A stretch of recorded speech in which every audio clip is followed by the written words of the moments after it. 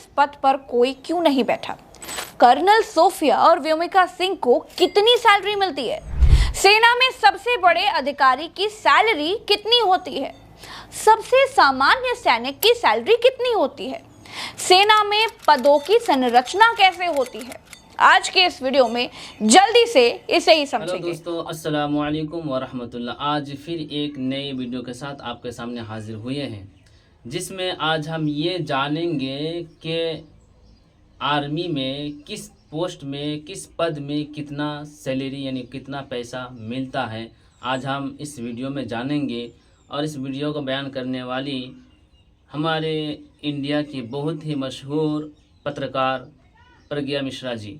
इनके ज़बानी से आज हम जानेंगे कि आर्मी के किस पद में कितना पैसा यानी कितना सैलरी मिलता है। तो चलिए हम वीडियो को शुरू करते हैं। नमस्कार दोस्तों, क्या आपको मालूम है कि भारतीय सेना में सबसे बड़ा पद सिर्फ 2 बार ही बनाया गया? उसके बाद इस पद पर कोई क्यों नहीं बैठा? कर्नल सोफिया और व्योमिका सिंह को कितनी सैलरी मिलती है? सेना में सबसे बड़े अधिकारी की सैलरी कितनी होती है? सबसे सामान्य सैनिक की सैलरी कितनी होती है? सेना में पदों की संरचना कैसे होती है? आज के इस वीडियो में जल्दी से इसे ही समझेंगे और सबकी सैलरी बताएंगे। दोस्तों, सेना के सारे पद 3 श्रेणियों में ही बटे हैं। पहला कमीशन्ड ऑफिसर, दूसरा है जूनियर कमीशन्ड ऑफिसर, तीसरा है अन्य रैंक यानी OR। इन्हीं 3 श्रेणियों में पूरी सेना सिमटी हुई होती है। General, major, colonel, captain, brigadier, सूबेदार, लेफ्टिनेंट वगैरह वगैरह होते हैं। अब कौन किसके नीचे होता है? कौन बड़ा साहब होता है, कौन छोटा साहब होता है, ब्रिगेडियर बड़ा होता है या कैप्टन बड़ा होता है या मेजर बड़ा होता है? सबसे पहले इसी को समझ लेते हैं। दोस्तों, सबसे पहले नंबर आता है कमीशन्ड ऑफिसर का।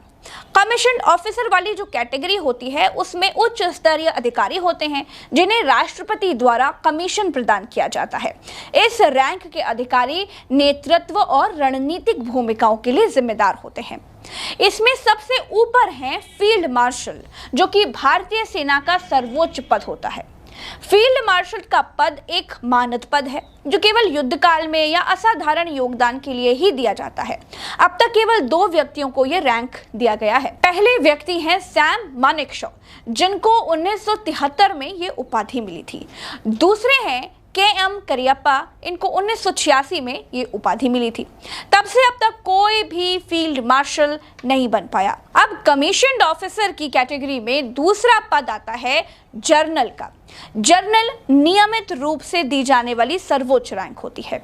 जर्नल को ही थल सेना अध्यक्ष कह सकते हैं या फिर चीफ ऑफ आर्मी स्टाफ भी कह सकते हैं या फिर सामान्य भाषा में आर्मी चीफ भी कह सकते हैं। आर्मी चीफ पूरी सेना के सेनापति होते हैं, ये बात तो आपको मालूम ही होगी। कमीशन्ड ऑफिसर की कैटेगरी में ही जर्नल के बाद नंबर आता है लेफ्टिनेंट जनरल का। ये दूसरा सबसे ऊंचा रैंक है। कोर कमांडर, कमांड मुख्यालयों में वरिष्ठ स्टाफ ऑफिसर और दूसरे उच्च पदों पर ये लोग काम करते हैं। लेफ्टिनेंट जनरल के नीचे होता है मेजर जनरल का पद। मेजर जनरल से नीचे होते हैं ब्रिगेडियर।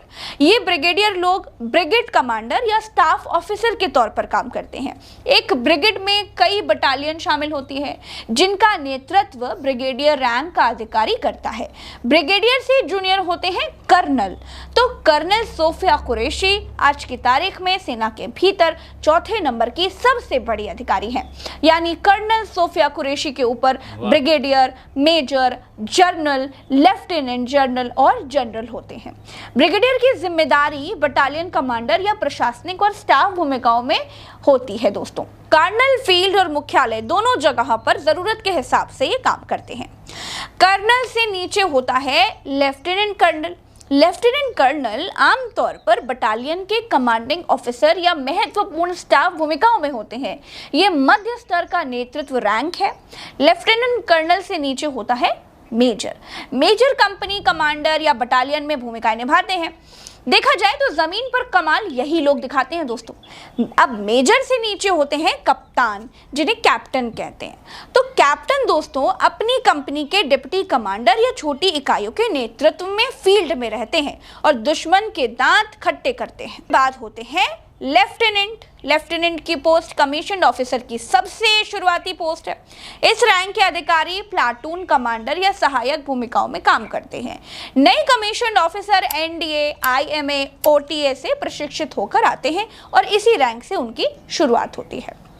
दोस्तों, कमीशन ऑफिसर्स के बाद जो दूसरी कैटेगरी है, दूसरी कैटेगरी में नंबर आता है जूनियर कमीशन ऑफिसर का, जिनको शॉर्ट फॉर्म में JCOS कहते हैं। ये कैटेगरी वाले अधिकारी सैनिकों और कमीशन ऑफिसर के बीच एक पुल का काम करते हैं। ये लोग सैनिकों से प्रमोशन पाकर इन पोस्टों तक पहुंचते हैं।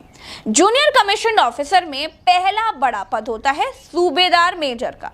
ये जूनियर कमीशन ऑफिसर का सबसे ऊंचा रैंक होता है। ये लोग बटालियन में वरिष्ठ सलाहकार की भूमिका में होते हैं, जो कमांडर ऑफिसर की सहायता करते हैं। सूबेदार मेजर से नीचे होते हैं सूबेदार। सूबेदार मध्य स्तर का जूनियर कमांड ऑफिसर रैंक है, जो प्लाटून या कंपनी स्तर पर नेतृत्व करता है। सूबेदार से नीचे आते हैं नायब सूबेदार। नायब सूबेदार नेतृत्व और प्रशासनिक भूमिकाओं में होते हैं, मतलब लड़ते भी हैं और दफ्तर में भी रहते हैं।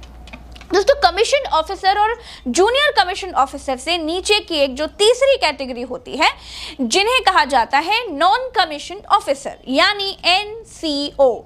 ये गैर कमीशन सैनिक होते हैं जो सेना की रीढ़ माने जाते हैं। इनमें सबसे ऊपर होते हैं हवलदार। ये जंग में छोटी इकाइयों का नेतृत्व करते हैं। हवलदार से नीचे होते हैं नायक। ये छोटी छोटी टुकड़ी लेकर आगे बढ़ते हैं। नायक से नीचे होते हैं लांस नायक।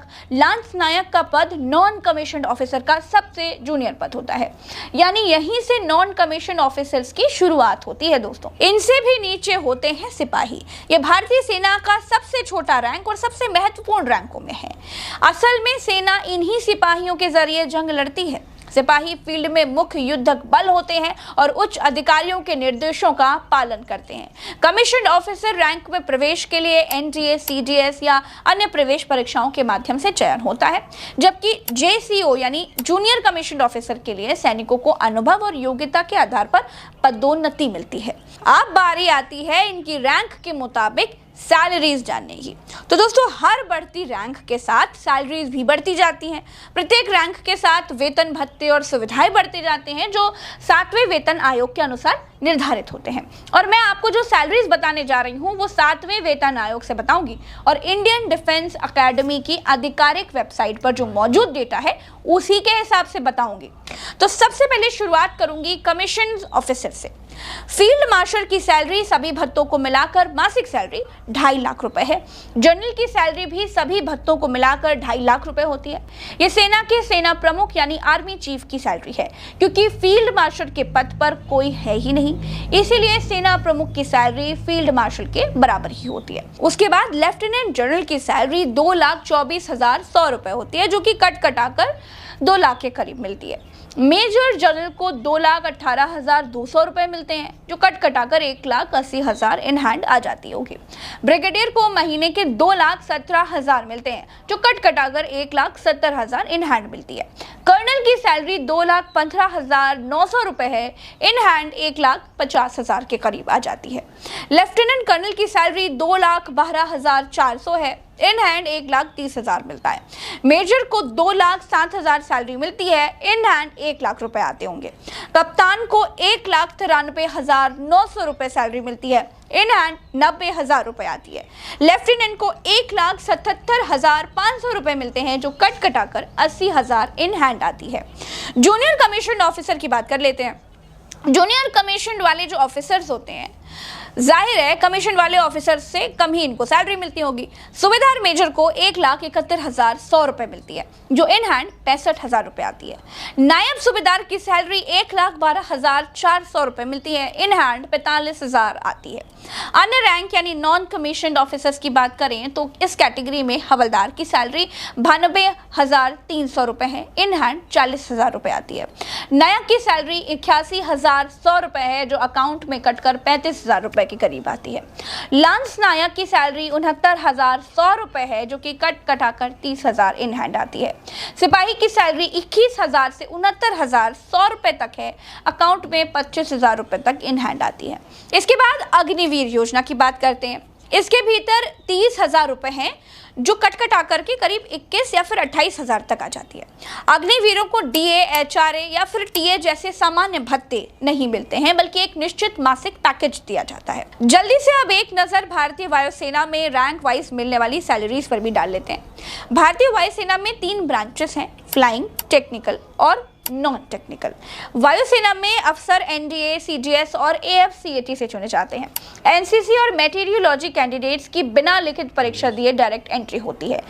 किसको कितनी सैलरी मिलती है इसकी लिस्ट लगा रही हूँ दोस्तों, आप वीडियो रोक कर इसको देख सकते हैं। अगले वीडियो में नेवी के बारे में भी डिटेल में बात करूंगी। वीडियो लंबा हो रहा है इसलिए अभी फिलहाल के लिए इतना ही।